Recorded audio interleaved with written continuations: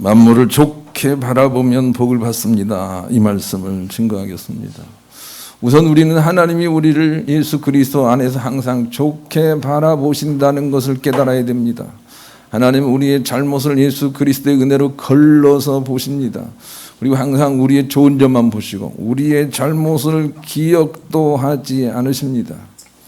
항상 그 시선을 우리가 느낄 수 있어야 되겠습니다. 하나님은 우리를 좋게 보시기로 작정하셨습니다. 영원히 그러하십니다. 그 시선을 가지고 우선 자기 자신이 하나님의 사랑을 받을 수밖에 없는 입장에 있다는 것을 우리가 깨달아야 됩니다. 우리가 잘해서 그런 것이 아니고 주님의 은혜로 그런 것입니다. 우리는 또한 거기서 그쳐서는 안 됩니다. 그 하나님의 안목이 우리 주변과 만물에게도 그렇게 역사하고 계시다는 것이죠. 하나님 모든 사람도 다 좋게 봐주신다는 것이죠. 이 세상에 악한 사람들조차도 하나님은 좋게 봐주시는데 그들이 그것을 모를 뿐입니다. 그러니 그 관점을 가지고 우리도 다른 사람들을 봐주기 시작해야 됩니다. 다른 사람도 하나님처럼 좋게 봐줘야 된다 그 말입니다. 다른 사람이 잘해서 좋게 봐주는 게 아닙니다. 잘못했어도 좋게 봐주는 안목을 가지고 봐줘야 된다 그 말입니다. 그래야만 우리가 진실로 좋은 나라를 스스로 얻어 살 수가 있습니다. 남을 좋게 봐주는 사람들이 자기도 잘 됩니다. 아브라함은 자기 조카 롯이까지 따라다니면서 자기 재산을 축내고 자꾸 갈등을 일으키지만 그 조카 롯을 그렇게 애지중지하게 사랑합니다. 좋게 생각합니다. 나쁘게 생각하는 경우가 없단 말입니다. 그런데 참 놀라운 사실은 자꾸 아브라함은 부자가 되고 잘 되고 조카 롯은 자꾸 쭈그러듭니다. 남을 좋게 봐주는 사람이 오히려 잘 된다는 역사적인 교훈이 아닙니까? 다윗도 마찬가지입니다. 자기를 쫓아 죽이려고 하는 사울을 그렇게 애지중지하면서 좋게 평가를 합니다. 좋게 얘기를 합니다. 사실을 얘기하지 않습니다. 좋게 봐줍니다. 그랬더니 사울은 자꾸 내려가고 자기는 자꾸 올라갑니다. 무엇을 하나님께서 말씀하시는 것이지요? 남을 좋게 봐주는 사람이 잘 된다는 것입니다. 남을 나쁘게 보는 사람들이 잘못된다는 것입니다. 그러니 우리가 자꾸 좋게 보기를 시작을 해야 됩니다. 넬슨 만델라도 흑인 아닙니까? 흑인으로서 자기를 괴롭히고 자기 종족들을 힘들게 하는 백인들에 대하여 얼마나 많은 갈등을 가지고 싸웠는지 모릅니다. 그러나 감옥에 들어가서 모든 사람들이 귀하다는 걸 깨닫습니다. 하나님의 시선을 깨달은 것입니다. 모든 사람들이 존엄하다는 것을 깨닫습니다. 그리고 나서 모든 사람들을 선대합니다. 모든 사람들을 선대했더니 오히려 자기가 잘 되는 것입니다. 모든 사람들을 좋게 보는 사람이 오히려 복을 받게 되는 것입니다. 그것이 하나님의 관점이기 때문이기 그런 것입니다. 남을 나쁘게 바라보면 의뢰 자기가 해를 받습니다. 실험이 있었습니다. 어느 한 사람이 직장 상사에게 그렇게 괴롭힘을 당했습니다. 그래서 직장 상사를 미워하게 됐고 직장 상사를 미워하게 되니까 나중에는 직장 상사 목소리만 들어도 스트레스가 되는 거예요. 직장 상사가 타고 다니는 차가 흰색이래요. 그래서 이제는 흰색 그 차만 봐도 상처가 되다가 그냥 아무 데서나 흰색만 봐도 상처가 되는 것입니다. 어떤 사람을 사랑하지 않게 될 때 나에게 어떻게 해가 되는지를 실험을 통해서 밝히는 것입니다. 결국은 남을 미워하면 안 된다는 것입니다. 그 사람이 옳고 그름을 떠나서 하나님의 관점으로 좋게 봐주기를 시작해야 됩니다. 하나님의 관점으로 그것이 바로 우리가 부름받은 존재의 이유가 아니겠습니까? 그런데 그렇게 살아야 오히려 내가 복이 된단 말입니다.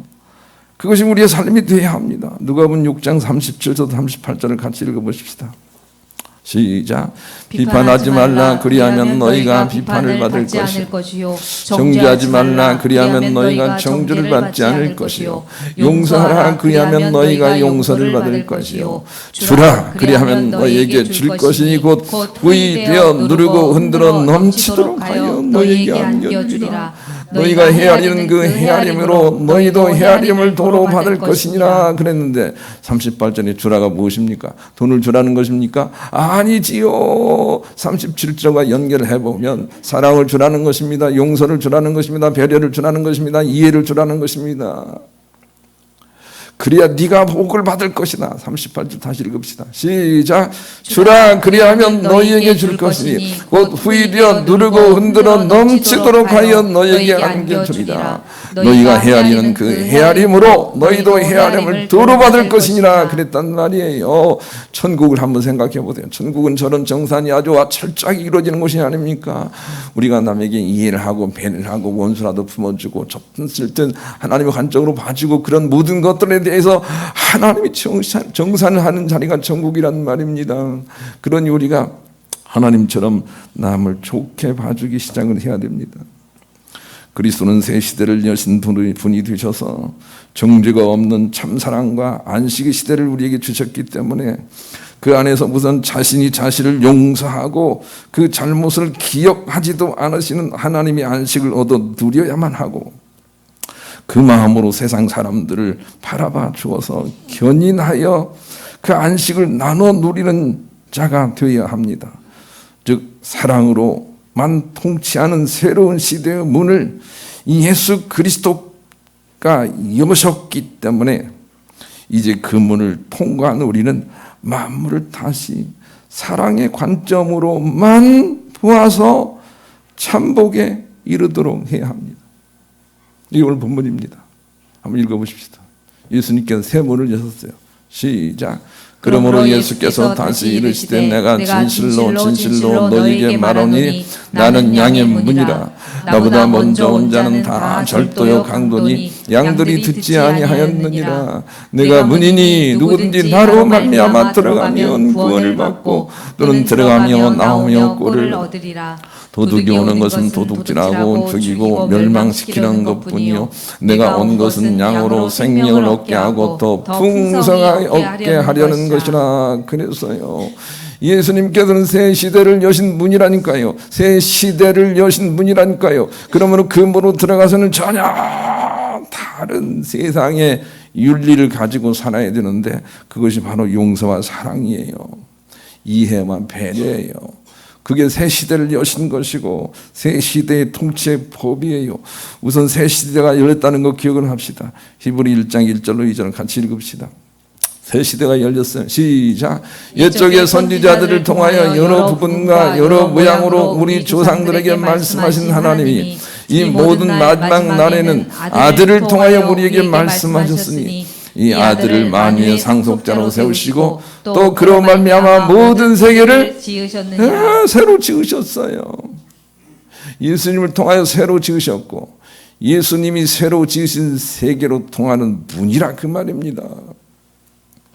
그런 예수님을 통해서 따라 나온 우리는 이제는 새 시대의 윤리에 맞는 사랑의 법 가운데 우리가 살아야 된다는 것이죠.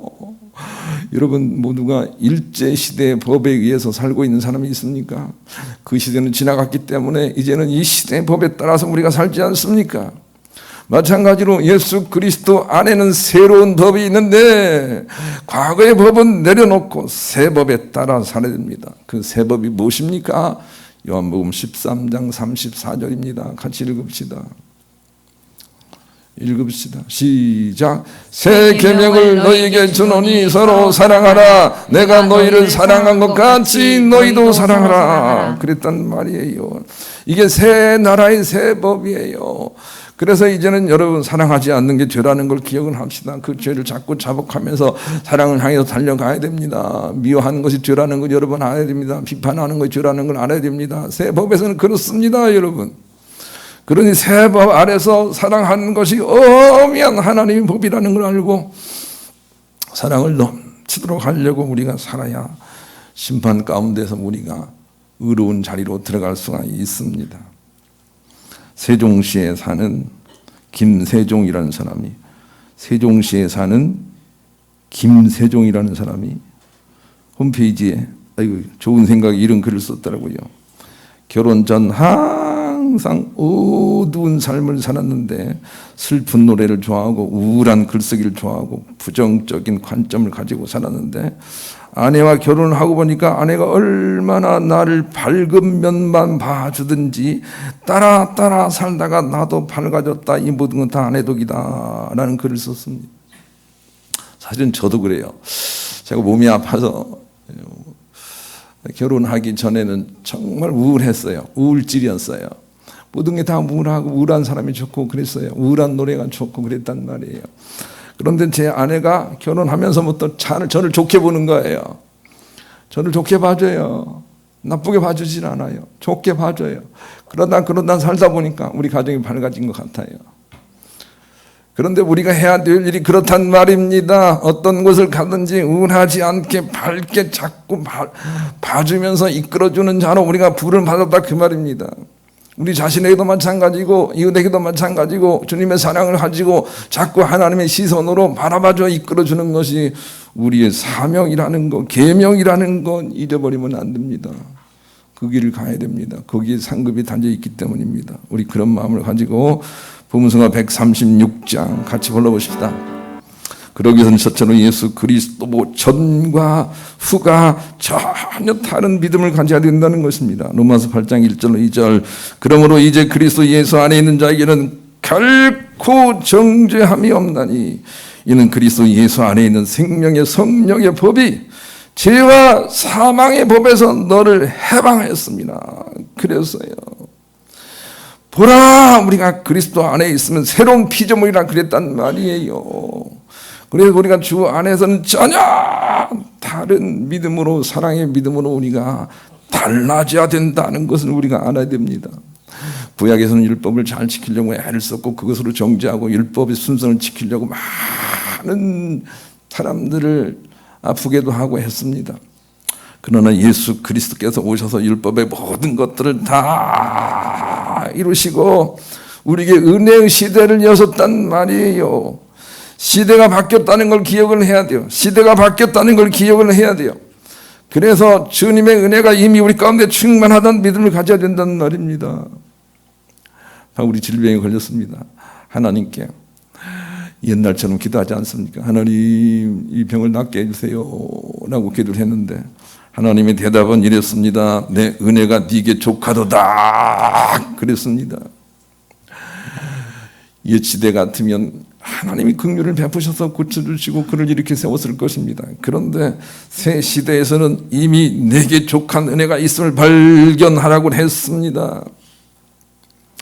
그것이 우리가 새 시대를 대하는 태도가 되어야 됩니다.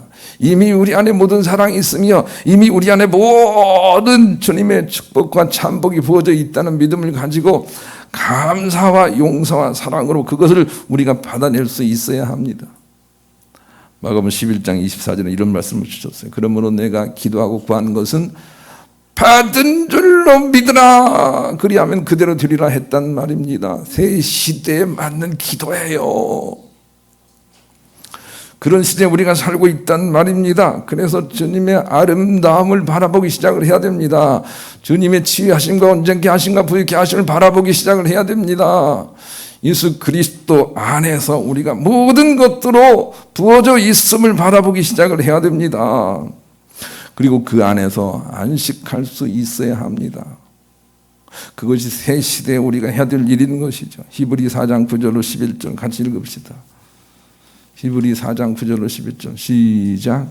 그런즉 안식할 때가 하나님의 백성에게 남아있도다. 이미 그의 안식에 들어간 자는 하나님이 자기의 일을 쉬심과 같이 그도 자기의 일을 쉬느니라. 그러므로 우리가 저 안식에 들어가기를 힘쓸지니 이는 누구든지 저 순종하지 아니하는 자의 구원에 빠지지 않게 하려 함이라. 그랬어요. 저 안식이 어딘가요? 그리스도 아니란 말이에요. 그리스도께서 여신 새로운 문으로 들어간 그 안식의 자리에 우리가 들어가기를 힘써야 해요. 그래서 주님이 쉬신과 같이 우리가 쉬시는 그 안식의 상태, 사랑의 상태를 향해서 우리가 달려가야 해요. 세상이 힘들지만 주님이 여신 그 문으로 우리가 들어가야 해요. 들어간 사람이 있다 그러지 않습니까? 들어가야 해요. 그리고 그 윤리에 맞게 살아야 해요. 난 여러분에게 신문을 샅샅이 읽기를 권해드립니다. 하도 목사님이 17년 동안 글을 써와서 여러분이 그 말씀이겠지 하고 안 읽으면 안 됩니다. 읽으시면 그 안식에 들어갈 수 있도록 자꾸 인도하고 있다는 걸 여러분 알게 될 것입니다. 노력을 해야 됩니다. 마음이 평안하십니까? 마음이 세상의 요동 가운데서도 평안할 수 있으십니까? 그렇지 않다면 우리가 더 힘써 노력을 해야 됩니다. 그리고 그 평안으로 남들을 붙잡아 줘야 합니다. 니안이라는 와호장룡 등 걸출한 영화 제작자 감독이 있습니다. 일리노이 주립대학교 연극영화과를 졸업하고 영화 감독이 됐지만 너무 실패를 많이 했더라 그럽니다. 그래서 물경 수십 년을 전전긍긍했답니다. 그의 부친이 돈이 있어서, 그의 장인어른이 돈이 있어서 돈을 대주고 다른 일을 하라고 하는데 그 돈의 지원을 자기 아내가 자꾸 이렇게 거절을 하면서 이 사람은 영화 감독에 재능이 있어 그 길로 가야 하니까 딴 길로 유혹하지 말라라고 하면서 몇십 년을 소망을 가지고 기다렸다는 것입니다. 그러다가 그냥 영화가 그냥 절대로 터지면서 아주 유명한 감독이 되면서 그 이후로도 여러 가지 승리를 거뒀다는 그런 내용입니다. 그런데 그 아내가 그의 남편에게 이렇게 말을 했다는 것이죠. 사람은 누구나 자기의 필살기가 있어요. 당신 필살기는 영화지 다른 것이 아니에요. 이참에 당신 그 필살기를 살려봐야 됩니다 하고 자꾸 권면을 하면서 용기를 북돋으면서 그를 아주 훌륭한 사람으로 만들어냈다는 것입니다. 나는 여러분들에게 수도 없이 주문을 했습니다. 여러분 식구 중에 누가 뭐 잘못한 일이 있을 때, 잘못된 일이 있을 때, 실패한 일이 있을 때 사랑이라는 미명하에 같이 그냥 너 죽고 나 죽자 하면서 같이 그냥 그렇게 침몰하지 말기를 권해드리는 거예요. 여러분이 예수 그리스도 안에서 하나님의 시선을 가지고 아주 담대하게 서 있는 것처럼 그 사람도 내가 담대하게 서서 안식하는 가운데 자꾸 붙들어주는 사람이 되어야 된다 그 말입니다. 그것이 우리의 사명이라 그 말입니다. 여러분 주변에 제대로 된 사람이 얼마나 있습니까? 다 약점이 있지요. 그러나 우리의 사명이 있습니다. 그를 완전하게 붙잡아 세우는 것입니다. 그를 붙잡아 주는 것입니다. 그것이 우리의 사명입니다. 하물며 가족 식구들을 내치면 안 됩니다. 붙잡아 줘야 합니다. 함께 내려가면 안 된다 그 말입니다. 예수님이 우리를 붙잡아 주고 계시지 않습니까? 마찬가지로 우리도 다른 사람들을 붙잡아 줘야 합니다. 그것이 그리스도 안에서 새 시대를 사는 우리의 계명입니다. 다른 사람들을 붙잡아 줘야 합니다. 세워줘야 합니다. 일으켜줘야 합니다. 그것이 우리의 사명인 것이죠. 그리스도로 말미암아 새 시대가 열렸음을 우리가 알아야 됩니다. 율법의 시대는 갔습니다. 정죄의 시대는 갔습니다. 그 누구도 우리는 정죄할 수 없습니다. 그 누구도 정죄할 법이 없습니다. 율법의 시대는 갔기 때문입니다. 그래서 남을 정죄하지 말아야 됩니다. 은혜의 시대가 열렸다는 거 기억합시다. 은혜. 우리가 은혜로 이렇게 서 있는 것입니다. 은혜로 자꾸 우리를 좋다고 하십니다. 주님이 나를 좋다고 하시는 것입니다. 은혜로. 그런데 우리도 사명이 있다 그 말입니다. 남에게 그렇게 은혜로 봐주는 사명이 있습니다. 그가 그렇지 않다 할지라도 그를 하나님의 은혜로 봐주는 사명이 우리 가운데 있단 말입니다. 그래서 이웃뿐만이 아니라 옆에 있는 사람들을 다 좋게 봐주기 시작을 해야 됩니다. 나는 여러분에게 간절히 주문합니다. 우리 교회는 그것을 목표로 해 가야 됩니다. 사랑을 목표로 해서 가야 됩니다. 그래야만 진실로 여러분과 저에게 금생과 내생에 소망이 있게 됩니다. 우리를 아직도 이 힘든 세상에 남겨두신 이유는 바로 그것을 훈련하라고 남겨두신 것입니다. 그러니 우리가 모든 사람을 사랑의 관점으로 볼 때까지 훈련해야 합니다. 골로새 3장 12절로 14절 이게 우리의 목표입니다. 읽어보십시다. 시작. 그러므로 너희는 하나님이 택하사 거룩하고 사랑받는 자처럼 긍휼과 자비와 겸손과 온유와 오래 참음을 옷 입고 누가 누구에게 불만이 있거든 서로 용납하여 피차 용서하되 주께서 너희를 용서하신 것 같이 너희도 그러하고 이 모든 것 위에 사랑을 더하라. 이는 온전하게 매는 띠니라 그랬습니다. 이 사랑을 자꾸 넓혀가는 거죠. 나 자신이 용서받은 것뿐만이 아니라 다른 사람도 용서를 받았고 만물도 다 용서 가운데 서로 빚어진 것을 알고 자꾸 우리가 넓혀가 사랑의 띠로 매는 것, 그것이 바로 우리 남은 인생의 목표입니다. 여러분, 왜 우리가 사랑해야 됩니까? 남이 사랑받을 만해서입니까? 아닙니다. 남이 사랑받을 만하지 않기 때문에 우리가 그를 사랑해 줘야 합니다. 그게 하나님의 사랑입니다. 그를 견인해 줘야 되는 것입니다. 그게 우리의 사명입니다. 이 목표를 정하고 나가면 자유와 안식과 치유가 찾아오게 될 것입니다. 그것이 10절입니다. 마지막으로 10절 읽읍시다. 이런 일이 있을 것입니다. 시작. 도둑이 오는 것은 도둑질하고 죽이고 멸망시키려는 것뿐이요 내가 온 것은 양으로 생명을 얻게 하고 더 풍성히 얻게 하려는 것이라 그랬습니다. 이런 날이 준비되어 있으니, 이런 참복이 준비되어 있으니 양의 문을 예수 그리스도를 통하여 통과한 사람들은 이제는 사랑의 법을 실천해서 모든 걸 좋게 보는 법을 실천해서 예비된 저쪽과 꿀이 흐른 땅을 누리게 되기를 간절히 소망하고, 그것 때문에 천국에서도 하나님의 큰 칭찬 가운데 영생이 들어가는 여러분 될 수 있기를 우리 주님의 이름으로 간절히 축원합니다.